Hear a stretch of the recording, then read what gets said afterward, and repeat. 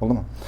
عن جندب أن رسول الله صلى الله عليه وسلم حدث إن رجلا قال والله لا يغفر الله لفلان. Jundub xabarda Allohning elchisi sallallohu alayhi vasallam aytgan.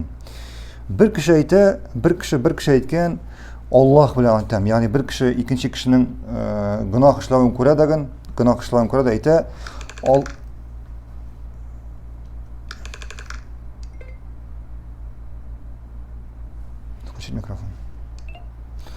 bir kishi ikkinchi kishining gunoh ishlarini ko'radigan ayta, Alloh bilan ant etam deydi. Alloh bilan ant etam, Alloh bu kishining gunohlarini kechirmayacak. Alloh bu kishiga kechirmayacak.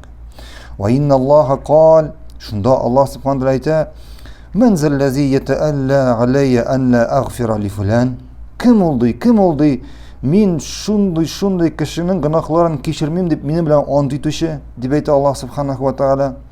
Fa inni qad ghafartu li fulan. Shundoqda men bu kishining gunohlarini kechirdim. Va akhbattu amalak. Ham sening yaxshi amallaringni yo'qqa chiqardim. Aw kama qol. Ya'ni hadisning ma'nosi bir vaqt bir kishi ikkinchi kishining gunoh ishlarini ko'radigan, ya'ni bu kishi balki ko'p taqir ishlagan bo'lgandir bu gunohni, ayta, Alloh bilan and etam deydi. Allah sening gunohlarini kechirmayacak. Ya'ni Alloh bu kishining gunohlarini kechirmayacak. Shunda Alloh ayta, kim u men bilan ant etishi, men gunohlarini kechirmayman deb deydi. Ham ayta, men deydi, bu kishining, ya'ni gunoh ishlagan kishining gunohlarini kechirdim, sening barliq yaxshi amallaringni yo'qqa chiqardim. Shunga ko'ra gunohli kishi ko'rasan ekan, anga ustin qarama birinchidan. Anga ustin qarama ham o'ylama, Alloh bu kishining gunohlarini kechirmas deb. Shulay bizning qoida bor, bir qachondag'in yerda bo'lgan kishiga bu kishi o't ahli bo'lacak deb aytirga yaramay. Bu kishi o't ahli, bu kishi jahannamga kiracak deb aytirga yaramay. Alloh alam. Balki kishi umr bo'yi gunoh qilardan o'lar oldidan ana ningdir barakagina amal ishlab, Alloh subhanahu va taolo shu amal uchun uning gunohlarini kechirir. Ana bir bizda bilmay. Shunga ko'ra Alloh bu kishini o'tqa kiritadi deb, ya'ni Alloh bu kishining gunohlarini kechirmas deb aytirga yaramay. Mana birinchisi. Ikkinchisi, gunoh ishlagan kishiga ustin qaraga yaramay. Agar sen bugun durust yo'lda ekan, agar sen bugun gunohlar ishlamaysan ekan, g'iybat qilaskan, bu bartik senga Allohning bergan rahmatigina. Bu bartik Allohning rahmatigina senga. Alloh seni bu durust yo'ldan olib ketdi. Alloh senga shu izi amallarini indirib, ya'ni ishlarga yengillatdi.